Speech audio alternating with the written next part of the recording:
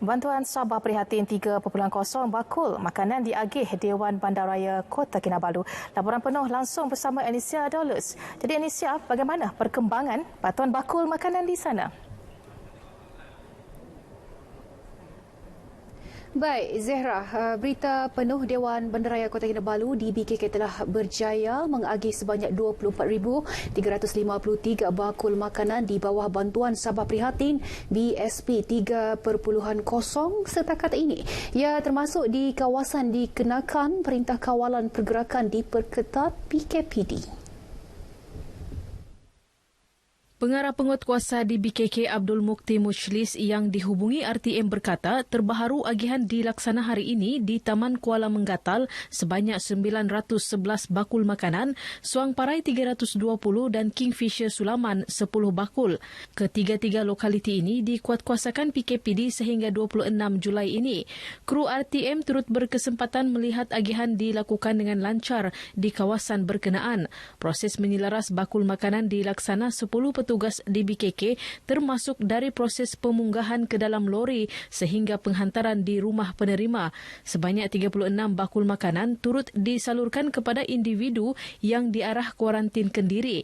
Sehingga kini pengagihan bakul makanan oleh DBKK meliputi golongan sasar seperti penduduk PKPD 12,539, B40 7,278, peserta e-kasih 3,503 dan individu kuarantin di rumah 1,029 bakul makanan. Sementara itu, Ketua Menteri Datuk Seri Panglima Haji Jinor menerima sumbangan RM104,837 daripada penjawat awam negeri. Sumbangan ini untuk disalurkan kepada Jawatankuasa Pengurusan Bencana COVID-19 Sabah. Menurut kenyataan Ketua Menteri, dana yang dikumpul merupakan hasil pengurangan elaun penjawat awam negeri grade 29 dan ke atas.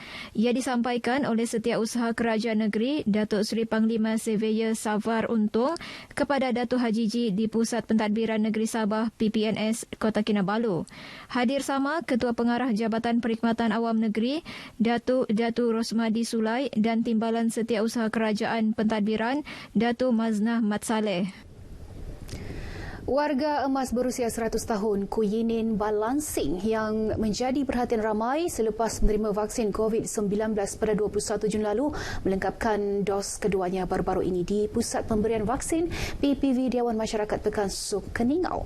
Kru RTM sekali lagi menjenguk keadaan beliau di kediamannya di Kampung Kabatang Baru Suk.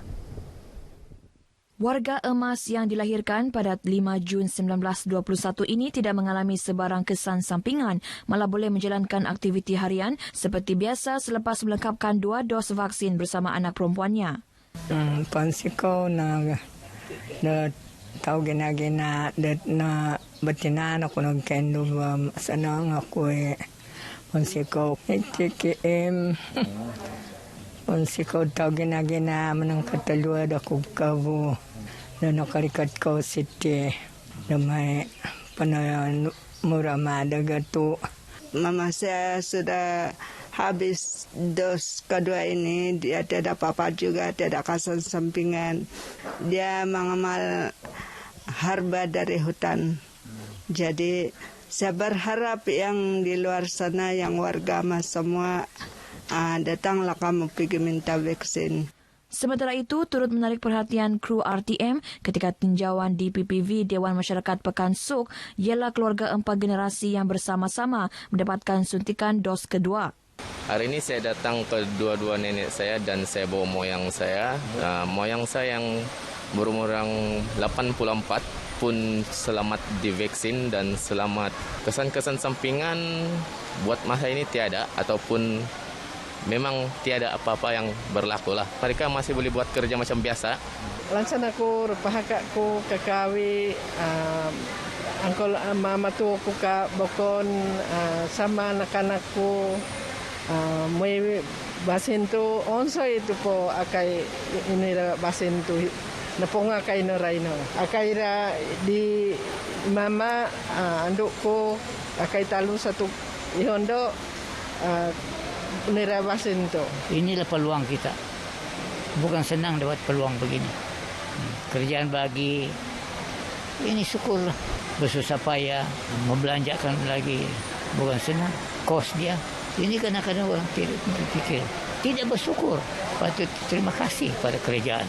Kita akan menerima lagi bekalan vaksin untuk dos yang pertama dan kita harap kepada semua rakyat yang ada berdekatan di kawasan Suk dan Sabah keseluruhannya akan datang dan juga menyedarkan diri tentang pentingan vaksin inilah.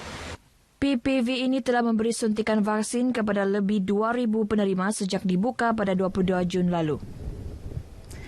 Baik, perkembangan dari Sabah berakhir di sini. Tepati janji temu vaksinasi anda bagi menjayakan sasaran imuniti kelompok demi kepentingan rakyat dan negara. Lindung diri, lindung semua. Kembali bersama Zehra. Silakan Zehra.